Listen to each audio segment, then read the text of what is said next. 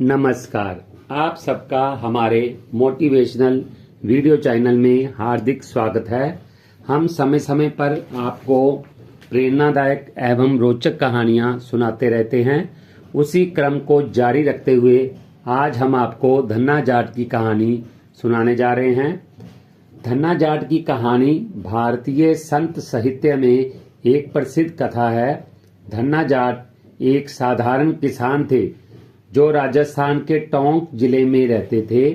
उनकी भक्ति, भगवान के प्रति उनके विश्वास और भगवान द्वारा उनकी भक्ति के जवाब में दिए गए चमत्कारों की कहानी को विभिन्न संतों और भक्तों द्वारा सदियों से सुनाया गया है। आइए धन्ना जाट और भगवान की इस प्रेरणादायक कथा को विस्तार से जानते हैं। धन्ना जाट का जन्म एक साधारण किसान परिवार में हुआ था। उनका जीवन बहुत ही साधारण था और वे अपने परिवार का पेट भरने के लिए दिन रात खेतों में मेहनत करते थे। उन्हें अपनी खेती और पशुपालन से बहुत लगाव था। वह भगवान पर विश्वास करते थे, लेकिन उस समय के अंधविश्वास और पाखंड से अनजान थे। उन्हें किसी मंदिर, पूजा पाठ या धार्मिक रीति रिवाजों का कोई विशेष ज्ञान नहीं था। उनके लिए भगवान का मतलब केवल एक अदृश्य शक्ति थी जो इस संसार को चला रही थी। एक दिन एक साधु धन्ना के गांव में आए और भगवान के महत्व के बारे में लोगों को उपदेश देने लगे। धन्ना ने साधु के उपदेश सुने और भगवान के प्रति गहरी आस्था रखने लगे। धन्ना ने साधु से भगवान को प्राप्त करने का उपाय पूछा। साधु ने मजाक में कहा, अगर तुम सच में भगवान से मिलना चाहते हो तो एक शिला यानी पत्थर को भगवान मानकर उसकी पूजा करो। साधु का मकसद धन्ना का उपहास करना था, लेकिन धन्ना ने इसे बहुत गंभीरता से लिया।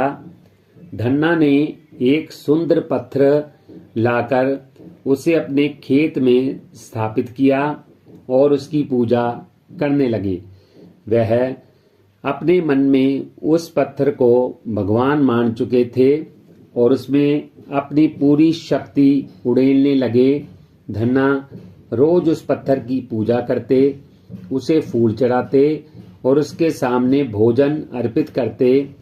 उनका विश्वास इतना प्रबल था कि उन्हें पूरा यकीन था कि ये पत्थर सचमुच भगवान है। धन्ना की भक्ति सच्ची थी, लेकिन उनका जीवन चुनौतियों से भरा था। उनकी फसल कई बार खराब हो जाती थी और उन्हें कई समस्याओं का सामना करना पड़ता था।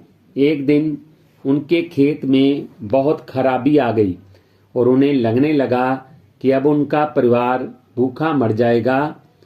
उन्होंने अपनी पूरी उम्मीद भगवान पर लगा रखी थी। एक दिन धन्ना अपने पत्थर रूपी भगवान के सामने बैठकर बोले, हे भगवान, मैंने आपकी सच्चे मन से पूजा की है। अगर आप सच में इस पत्थर में निवास करते हो तो कृपया मेरी मदद करें। मैं और मेरा परिवार भूखा मर रहे हैं। धन्ना की इस विनम्र प्रार्थना में सच्चाई और भक्ति थी, जिसने भगवान को प्रभावित किया। धन्ना की सच्ची भक्ति और विश्वास ने भगवान को प्रेरित किया। एक दिन जब धन्ना अपने खेत में काम कर रहे थे, एक चमत्कार हुआ। भगवान विष्णु ने स्वयं एक वृद्ध ब्राह्मण का रूप धारण किया और धन्ना के पास आए। उन्होंने धन्ना से कहा, हे धन्ना, तुम इतने चिंतित क्यों हो? धन्ना ने अपने दिल की सारी बातें ब्राह्मण को बता दी। वृद्ध ब्राह्मण ने धन्ना से कहा, हे धन्ना, तुम अपनी भक्ति में अड़िग रहो। भगवान तुम्हारी सहायता अवश्य करेंगे। तुम्हारी फसल जल्द ही लहलहाने लगेगी। धन्ना को ब्राह्मण के शब्दों पर पूरा विश्वास था। ब्राह्मण ने धन्ना का आशीर्वाद दिया और चले गए। कुछ ही दिनों के बाद धन्ना के खेतों में हरियाली छा गई। फसलें लहलहाने लगी और उन्हें पहले से भी अधिक फसल प्राप्त हुई। धन्ना का जीवन सुख समृद्धि से भर गया। उन्हें यकीन हो गया कि वह वृद्ध ब्राह्मण कोई और नहीं बल्कि स्वयं भगवान थे, जो उनकी भक्ति से प्रसन्न होकर उनकी सहायता के लिए आए थे। धन्ना की भक्ति दिन ब दिन गहरी होती गई।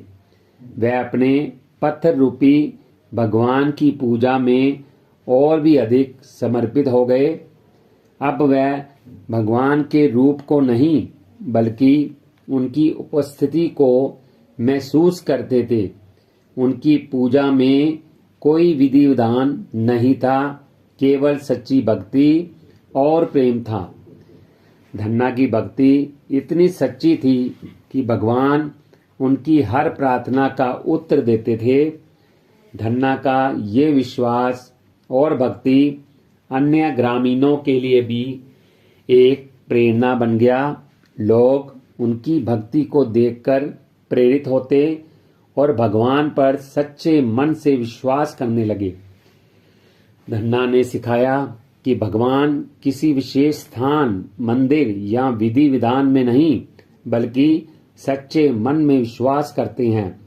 धन्ना जाट की कथा हमें ये सिखाती है कि सच्ची भक्ति और विश्वास में असीम शक्ति होती है।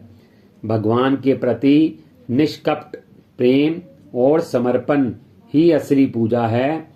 भगवान को प्राप्त करने के लिए हमें किसी विशेष विधि या स्थान की आवश्यकता